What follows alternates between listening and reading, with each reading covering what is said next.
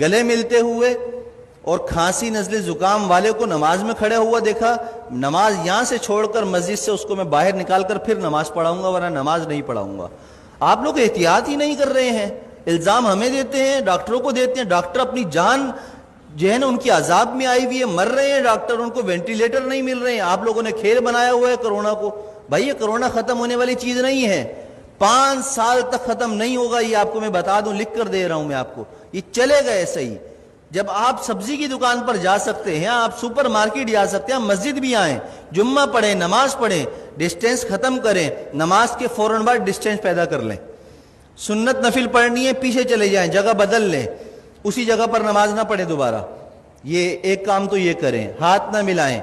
Mask کا استعمال لازمی کریں، ہر کوئی اپنے پاس رکھے، باہر سے لگا کر آئے، نماز پڑھتے ہوئے اگر کسی کو اتارنا ہے تو اتار لے، لیکن نماز سے پہلے یا نماز کے بعد اگر آپس میں سامنے کھڑے ہوئے بات کرنے ہیں، بغیر ماسک کے کوئی بات نہیں کرے گا۔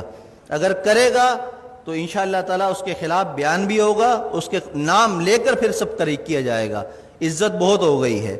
آپ لوگوں نے مجھے بے عزت کر کر کے تنگ کر کے رکھ دیا ہے، اب نہیں، اب میں آپ کو بے عزت نہیں کروں گا، اب میں آپ کو سکھاؤں گا دین پر عمل کیسے ہوتا ہے، اور یہ حکومتی احکامات پر عمل کیسے ہوتا ہے، یہ ہمیں بھی آتا ہے کرانا۔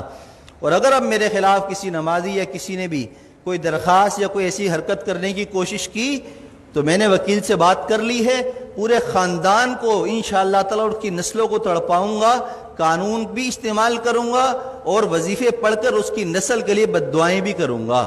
اس لیے کہ میں بہت تنگ آ چکا ہوں آپ لوگوں کی ان حرکتوں کی وجہ سے۔ 3 مہینے ہو گئے مجھے برداشت کرتے ہوئے، بد احتیاطی ختم کرنے کا نام کوئی نہیں لے رہا، بس ٹائم پر ٹک ٹک ٹک ٹک اذان، ٹک ٹک ٹک ٹک اذان۔ ابے پرہیز تو کرو، جو ڈاکٹر کہہ رہے ہیں وہ تو کرو، جو علماء کہہ رہے ہیں وہ تو کرو، اپنے باپ کی بات مانتے نہیں ہو، مولویوں پر انگلی اٹھاتے ہو، شرم نہیں ہے تم لوگوں کے اندر۔ میں نے کہا تھا، ہمارے نائب امام صاحب نے ایک جمعے کو رمضان میں نہیں تھا، تھوڑی سی رکعت لمبی کر دی تو پیچھے 2 لوگوں نے کہا کہ آپ کو نماز پڑھانی ہے، لمبی نماز پڑھا دی، شرم نام کی چیز نہیں ہے، امام کو ایسے کہتے ہو؟ پورا زندگی جس نے قرآن پڑھنے میں، علم حاصل کرنے میں لگا دی، تمہاری نماز پڑھاتا ہے، اس کو تم کہتے ہو نماز پڑھانی نہیں آتی؟ تمہیں تو طہارت اور غسل نہیں آتا، کیسے پیشاب کرنے کے بعد قطرے پاک کرتے ہیں اس کا طریقہ تمہیں نہیں آتا، پانی نہ ہو تو تم مولویوں کو سکھاتے ہو، اماموں کو سکھاتے ہو۔ خدا کے لیے ہاتھ جوڑ کر میں کہہ رہا ہوں، میں وزیر اعلیٰ نہیں ہوں کہ کرپشن کر کے ہاتھ جوڑ رہا ہوں آپ کے سامنے، میں امام ہوں، میرا کردار آپ کے سامنے ہے۔ 7 سال ہو گئے، میری ساری نمازیں سب کچھ، کسی نماز میں اگر میں نہیں ہوں تو اس کی کوئی نہ کوئی شرعی عذر ہوتا ہے میرے پاس، لیکن وہ عذر اب پیش کرنا میرا آپ کے سامنے نہیں ہے، میں آپ کے سامنے پیش کروں، اللہ کے سامنے پیش کر دیتا ہوں، میرا دل صاف ہے، مجھے ضرورت نہیں ہے اپنی صفائیاں دینے کی، لیکن احتیاط کیجئے، عمل کیجئے۔ جمعے کی نماز بھی مل کر کھڑے ہو کر پڑھیے اور فوراً جدا ہو جائیے، دور کھڑے ہو کر سنتیں پڑھیے، اور عصر کی نماز سے ماسک کا اہتمام کیجئے،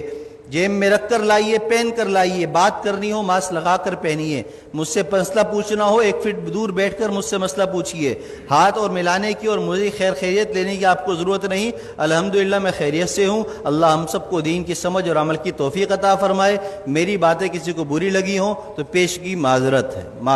معذرت جزاک اللہ خیر۔